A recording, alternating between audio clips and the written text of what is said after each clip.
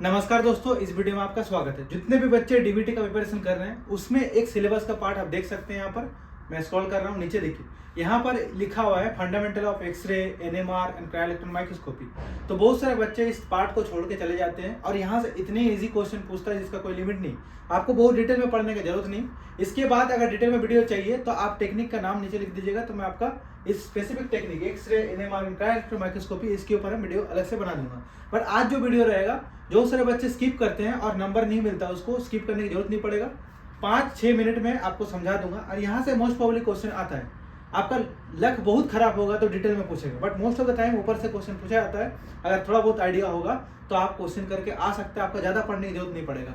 तो हम लोग जो बच्चे लोगों को पढ़ाते हैं आज हम लोग को एक्सप्लेन करेंगे।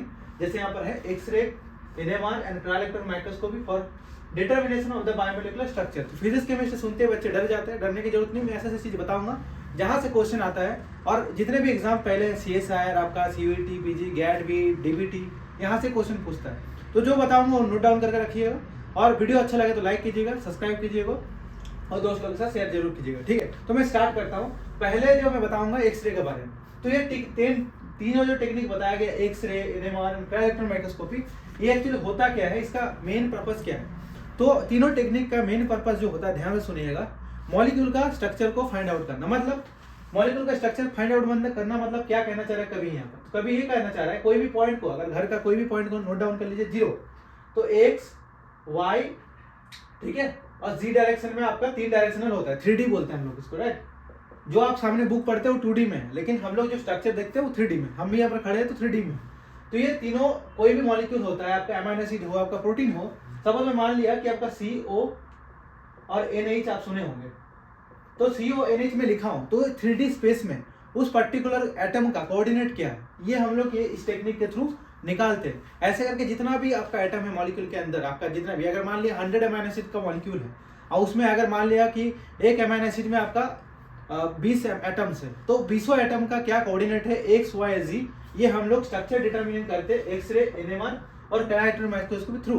तो ये टेक्निक है जिसके थ्रू हम लोग स्ट्रक्चर निकालते हैं। आप लोग सुने होंगे ड्रग डिस्कवरी का एक फील्ड है, specifically structure based drug designing करते हैं। और जो दवाई आपको मार्केट में मिलता है आप खाते हैं, वो एक्चुअली स्पेसिफिकली हम लोग डिजाइन करते हैं कि प्रोटीन में कहाँ पर वो इनहिबिटर जाके बाइंड कर रहे हैं। जैसे पेन किलर लेते हैं तो पेन किलर जाके कोई एक रिसेप्टर को ब्लॉक करता है, वो रिसेप्टर का ब्लॉक कैसे कर रहे हैं, क्योंकि ये स्ट्रक्चर के थ्रू हम लोग प्रोटीन का स्ट्रक्चर निकालते हैं टेक्निक के थ्रू।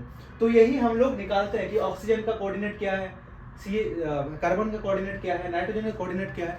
तो ये टेक्निक होता है जिसके थ्रू, ये 3 टेक्निक है। अब ये 3 टेक्निक अलग अलग क्यों है इसके बारे में डिस्कशन करेंगे 1 by 1। ज्यादा टाइम का नहीं लूंगा, सिंपली डिटरमाइन करूंगा। देखिए, जो एटम्स होता है, हम लोग क्या चीजों को मेजर करते हैं, सेंटीमीटर में, ठीक है, हम लोग सेंटीमीटर में करते हैं, हम लोग मीटर में मेजर करते हैं। बट जो एटम का डिस्टेंस मापते हैं, मतलब कार्बन से आपका नाइट्रोजन का, नाइट्रोजन से ऑक्सीजन का, ये एटम का जो कोऑर्डिनेट का डिस्टेंस होता है, जैसे हम लोग बोलते हैं ना 1 मीटर, 1 किलोमीटर, 2 किलोमीटर, मेरा मौसी का घर 400 किलोमीटर दूर है।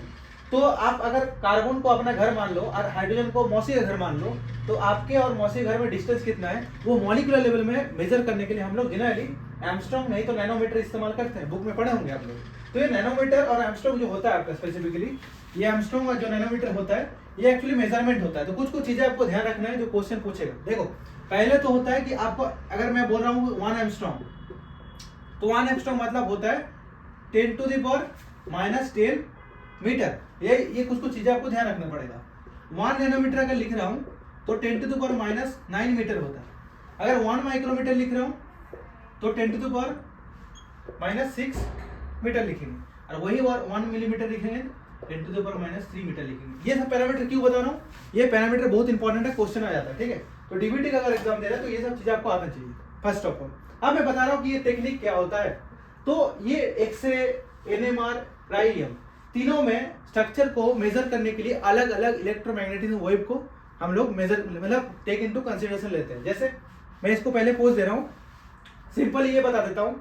एक्सरे में क्या होता है, एक्सरे हम लोग इस्तेमाल करते हैं। एक्सरे का वेवलेंथ आपको याद रखना है, क्वेश्चन पूछेगा 0.1 एंगस्ट्रॉम टू 10 एंगस्ट्रॉम, उसके रेंज में होता है जनरली। क्योंकि इंटर एटॉमिक डिस्टेंस जो होता है एक से लेके 1.5 एंगस्ट्रॉम डिस्टेंस होता है, ये आपका कोवेलेंट बॉन्ड का डिस्टेंस है। जितना भी नॉन कोवेलेंट बॉन्ड्स है उसका जो इंटरेक्शन होता है वो 3 एंगस्ट्रॉम 4 एंगस्ट्रॉम के आसपास होता है। जैसे हाइड्रोजन बॉन्ड हो गया, वैन डेर वाल्स इंटरेक्शंस हो गया, ये जितना भी इंटरेक्शन, इलेक्ट्रोस्टैटिक इंटरेक्शन हो गया, दीज आर 3 to 4 एंगस्ट्रॉम याद रखिएगा, ठीक है। और कोवेलेंट बॉन्ड का जो डिस्टेंस होता है 1.5 से 1 एंगस्ट्रॉम के आसपास हो रहा है। ये सब क्यों बता रहा हूँ आपको अभी बताऊँ। तो एक्सरे में हम लोग एक्सरे की स्ट्रक्चर डिटर्मिनेशन में एक्सरे को इस्तेमाल करते हैं। एनएमआर में क्वेश्चन आता है, बच्चे लोग गलत करके आते हैं। एनएमआर में हम लोग रेडियो वेव्स को इस्तेमाल करते हैं। देखिए ये तीनों स्ट्रक्चर डिटर्मिनेशन की एक टेक्निक है, सीधी सी बात। तो इसमें 1 से लेके 100 मेगाहर्ट्ज फ्रीक्वेंसी हम लोग यूज करते हैं। और इधर अगर आते हैं ट्राइएंगुलर माइक्रोस्कोपी में, तो इलेक्ट्रॉन वेव्स को हम लोग इस्तेमाल करते हैं। इलेक्ट्रॉन बॉम्बार्डमेंट करते हैं सैंपल के ऊपर, जैसे आप लोग टेम सुने हो, ट्रांसमिशन इलेक्ट्रॉन माइक्रोस्कोपी। तो 0.1 से लेके 0.1 एंगस्ट्रॉम का वेवलेंथ इस्तेमाल करते हैं। यहाँ पर एक्सरे क्रिस्टलोग्राफी स्ट्रक्चर मिलने के लिए, स्ट्रक्चर अगर एक्सरे क्रिस्टलोग्राफी के थ्रू आपको चाहिए तो उसके लिए आपको क्रिस्टल्स होना बहुत इंपॉर्टेंट है। सपोज एक क्रिस्टल से और एक्सरे इधर से हिट करते हैं, उसके थ्रू जो डिफ्रैक्शन पैटर्न बनता है, उस डिफ्रैक्शन पैटर्न के थ्रू हम लोग स्ट्रक्चर डिटरमाइन करते हैं और प्रोटीन का स्ट्रक्चर निकालते हैं। अल्टीमेटली वो ड्रग स्क्रीनिंग के लिए इस्तेमाल होता है। पीडीबी का नाम सुने हम लोग, अभी आपका डीबीटी सिलेबस में है बायोइन्फॉर्मेटिक्स में कि प्रोटीन स्ट्रक्चर डेटाबेस का नाम बताओ। तो प्रोटीन डेटा बैंक जो है वो आपका पीडीबी कहते हैं शॉर्ट फॉर्म में। और वहां पर ही आपका जितना भी स्ट्रक्चर एक्सरे के थ्रू सॉल्व करते हैं वो यहाँ पर सबमिटेड करते हैं। जैसे कोई भी सामान, अनाज, कुछ भी खरीदते हैं तो घर में कहीं ना गोदाम में कहीं तो रखना पड़ेगा। तो ऐसे स्ट्रक्चर कोई सॉल्व किए तो कहीं तो रखना पड़ेगा। उसके लिए एक डेटाबेस या घर होना चाहिए जिसको हम लोग पीडीबी बोलते हैं, ठीक है। तो एनएमआर में हम लोग रेडियो वेव यूज करते हैं, आप लोग पता होना चाहिए। Cryo electron microscopy electron waves की यूज करते हैं। एक्सरे क्रिस्टलोग्राफी में क्रिस्टल चाहिए होता है, प्रोटीन का क्रिस्टल। प्रोटीन क्रिस्टल क्या होता है? 3D अरेंजमेंट, X, Y और Z तीनों डायरेक्शन में 3D में orientation of the molecule. Same molecule एक X एक्सिस में, Y एक्सिस में और G एक्सिस में अरेंज हो जाते हैं प्रॉपर्ली। 3D अरे ऑफ प्रोटीन मॉलिक्यूल्स। तो ये ऐसा कि आप चीनी का दाना देखे होंगे, चीनी का दाना देखे होंगे आप लोग, तो ऐसे होता है वो। उसमें हम लोग एक्सरे हीट करते हैं, वहां से स्ट्रक्चर निकालते हैं। क्रायोजेन में कोई क्रिस्टल का जरूरत नहीं होता है। यहाँ पर हम लोग जनरली इलेक्ट्रॉन को हीट करते हैं ग्रिड के ऊपर। ग्रिड क्या होता है? एक मेस लाइक स्ट्रक्चर होता है 3 mm का, पतला सा प्लेट की तरह, हाथ में जैसे देख रहे हैं ऐसे गोल सा होता है, ठीक है। और उसमें छोटा छोटा छेद होता है, उसमें प्रोटीन जाता है और इलेक्ट्रॉन ऊपर से पास करके नीचे एक शैडो की तरह आता है। जैसे आप टॉर्च मार रहे हैं कहीं तो टॉर्च पीछे आपको शैडो मिलेगा, ऐसे यहाँ पर एक्सरे में करते हैं, ठीक है। तो ये एक्सरे, एनएमआर, ट्राइएम। अब क्या क्या डिफरेंस है? तीनों टेक्निक अलग अलग क्यों इवॉल्व किया गया? क्वेश्चन आया था डीबीटी में, in solution protein structural determination technique का नाम बताओ। मतलब जैसे आपके पास टेस्ट ट्यूब है और टेस्ट ट्यूब में आपका प्रोटीन सैंपल है। इस प्रोटीन सैंपल के अंदर कोई क्रिस्टल नहीं चाहिए, कोई कुछ नहीं करेंगे, डायरेक्ट यहाँ से रेडियो वेव पास करेंगे और स्ट्रक्चर निकालेंगे। तो ये रेडियो वेव के थ्रू जो हम लोग करते हैं एनएमआर, तो इन सॉल्यूशन स्ट्रक्चर अगर डिटरमाइन करना है तो एनएमआर के थ्रू कर सकते हैं। बट सॉल्यूशन में आप एक्सरे के थ्रू नहीं कर सकते। एक्सरे के लिए आपको क्रिस्टल चाहिए, याद रखना है। और ट्राइएम में इस तीनों में डिफरेंस, मेजर डिफरेंस जो बोलिएगा, जो आपका मॉलिक्यूल को स्ट्रक्चर डिटरमाइन करने के लिए क्रिस्टल चाहिए और मॉलिक्यूल छोटा होना चाहिए। मतलब 200 kDa के ऊपर अगर जाता है प्रोटीन तो क्रिस्टल होना बहुत डिफिकल्ट होता है और आपको स्ट्रक्चर नहीं मिलता है, ठीक है। एनएमआर में भी आपका छोटा मॉलिक्यूल होना चाहिए, मतलब 40 kDa, उसके ऊपर जाएगा तो सिग्नल ओवरलैप करता है, हम लोग स्ट्रक्चर निकाल नहीं पाते। ट्राइएम एक ऐसा टेक्निक है जिसके द्वारा आप बिग कॉम्प्लेक्स है, जैसे राइबोसोम हो गया, न्यूक्लियर कॉम्प्लेक्स हो गया, मॉलिक्यूल, बड़े बड़े मॉलिक्यूलर कॉम्प्लेक्सेस का इंटरेक्शन देखना अगर है तो उसके लिए आप क्राइएम इस्तेमाल कर सकते हैं। तो बड़ा मॉलिक्यूल को स्ट्रक्चर डिटरमाइन करने के लिए हम लोग क्राइएम इस्तेमाल करते हैं। यहाँ पर कोई तरह का आपको क्रिस्टल नहीं चाहिए। तो ये मेजर डिफरेंस आपको याद रखना पड़ेगा। क्वेश्चन यहाँ से आता है, इन सॉल्यूशन निकालना है तो एनएमआर इस्तेमाल करो, नहीं तो SAXS, small angle x-ray scattering technique होता है। क्वेश्चन पूछ सकते हैं, भले सिलेबस पर डीबीटी में ना हो। क्राइएम बड़ा मॉलिक्यूल को बड़ा कॉम्प्लेक्सेस करने के लिए इस्तेमाल किया जाता है। स्मॉल मॉलिक्यूल हम लोग इसमें रिकॉग्नाइज नहीं कर पाए। एक साइड में डायग्राम आपको दिख रहा है, ये क्राइएम का डायग्राम है जो हम लोग ग्रिड के ऊपर मेज करके रखते हैं। डिटेल में वीडियो अगर चाहिए तो कमेंट में लिख दीजिएगा। अभी के लिए आपको पता होना चाहिए, एक्सरे में क्रिस्टल चाहिए, क्राइएम में नहीं चाहिए। एनएमआर को इन सॉल्यूशन टेस्ट ट्यूब में निकाल सकते हैं, वही हम लोग एक्सरे को नहीं चाहिए, हम लोग को क्रिस्टल चाहिए होगा। क्राइएम में बड़ा मॉलिक्यूल को हम लोग स्ट्रक्चर निकाल पाएंगे, बड़ा कॉम्प्लेक्सेस 400 kDa 1 मेगाडाल्टन निकाल सकते हैं, बट ये दोनों टेक्निक में बड़ा मॉलिक्यूल को नहीं निकाल पाएंगे। ये चीज पता होना चाहिए। ये छोटा छोटा चीजें, अगर वेवलेंथ, ये सब वेवलेंथ आपको पता होना चाहिए। उसके अलावा अगर आपको किस्मत खराब हो, लक खराब होता है बच्चे लोगों का, तो एनएमआर में कोई एक स्पेसिफिक एरिया है जहां से क्वेश्चन पूछ लेता है उसके बारे में मैं जो डिटेल वीडियो बनाऊंगा तब बताऊंगा। ये आई होप आप नोट डाउन कर लिए हैं, मैं इसको पूछ रहा हूँ। ठीक है, देखो कुछ चीज बताता हूं जो आपको पूछेगा। क्या पूछेगा? आपका अगर किस्मत खराब हुआ तो आपको पूछ सकता है कि केमिकल शिफ्ट क्या होता है, क्वेश्चन आ सकता है यहां से। ये एक इंपॉर्टेंट टॉपिक, बट ये डिटेल में पढ़ाऊंगा तभी समझ आएगा, पुणे नहीं तो नहीं समझ आएगा। ठीक है, और क्या क्वेश्चन पूछता है कि एनएमआर में कौन सा मॉलिक्यूल का एनएमआर कर सकते हैं?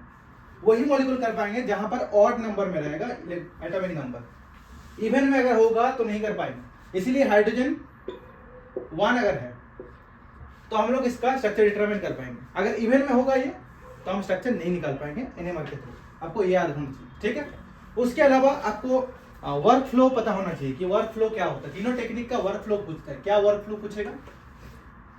कमेंट में आप लोग कमेंट कीजिए, नहीं तो मैं आपको कैसे बता पाऊंगा।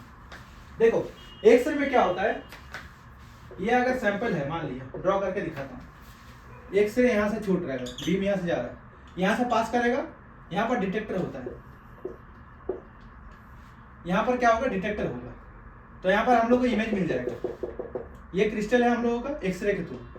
ठीक है, तो यहाँ पर बीम आएगा, यहाँ पर सैंपल होगा, हिट करेगा, यहाँ पर डिफ्रैक्शन पैटर्न मिलेगा, और इसको हम लोग क्या करते हैं, जो डेटा मिलता है उसको हम लोग मॉडलिंग करते हैं। बाद में इलेक्ट्रॉन डेंसिटी मिलता है हम लोगों को।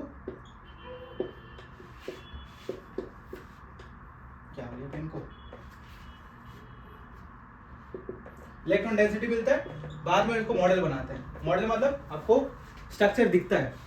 बायो फॉर्मेट इसमें कुछ कुछ क्वेश्चन पूछेगा आपको कि मॉलिक्यूल को, जो मॉडल्स होता है उसको विजुअलाइज कहाँ करते हैं। नोट डाउन करके रख लो। पाइमोल है, काइमेरा है, ये सब जो आपका सॉफ्टवेयर है उसके थ्रू हम लोग मॉलिक्यूल को विजुअलाइज करते हैं, स्ट्रक्चर्स को।